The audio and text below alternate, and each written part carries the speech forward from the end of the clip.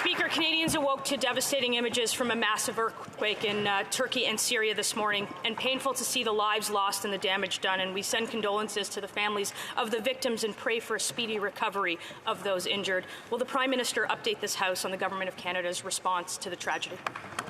Honourable Prime Minister. I thank the member opposite for her question and assure her that all Canadians, indeed all parliamentarians, stand together in mourning the loss of so many lives in the devastating earthquakes in Syria and in Turkey. And I can assure her that we're working with partners in the region and around the world to see how we can best help in the short term, knowing that there will also be a need for support in the long term as communities rebuild from this terrible event.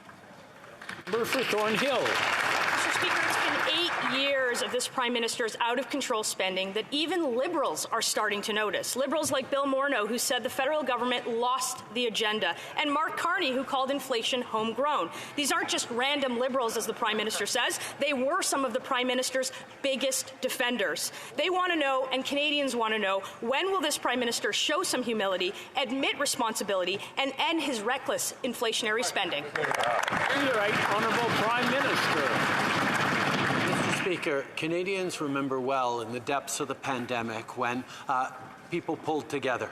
We stepped up to support people. We stepped up to support our neighbours. Frontline health workers stepped up to support people. These are the things that got Canada through this pandemic with a better record and fewer deaths than just about any of our peer countries. There's a lot of work to continue to do to support Canadians, and this government is unequivocally standing with Canadians to support people who need that help to create better opportunities as we grow the economy for the future. Hear, hear. The honourable member for Thornhill. Mr. Speaker, the Liberals can talk about the billions they spent all they want, but never in this country has so much money brought so few results. After 8 years, the facts speak for themselves. The highest inflation in 40 years, the highest interest rates in a generation, the highest home prices ever. Mr. Speaker, a new poll suggests that 45% of Canadians with variable mortgage rates will have to sell their homes in under 9 months. They can say it, but Canadians know that everything's not okay. So I'll ask again, will he show some humility and admit responsibility? Honourable Prime Minister.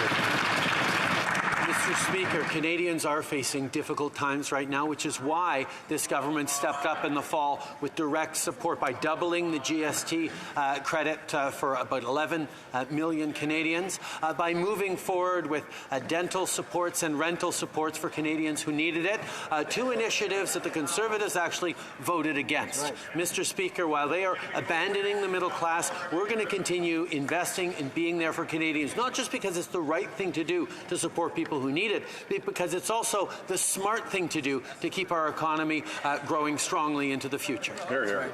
Le député de Charlebourg, Haute-Saint-Charles. Monsieur le Président, après 8 longs... Mr. Speaker, after 8 long years with this Liberal government, taxpayers are realizing just how badly this country is being run.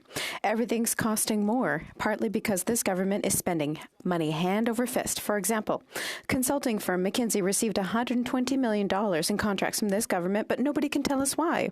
Not the Prime Minister, his ministers, or his officials, no one. In what universe does the government spend $120 million on contracts and drag the country further into debt without knowing exactly why? The Right Honourable Prime Minister. Mr. Speaker, Canadians remember full well that during the pandemic, when everything was uncertain, the federal government was there for them. We invested $8 out of $10 in support for Canadians during the pandemic. The federal government did that because not only did we need to be there for people because that was the right thing to do, but it was also the smart thing to do because we saw record growth in jobs and strong economic growth. The reality is that Canadians are suffering now, and we need to continue to be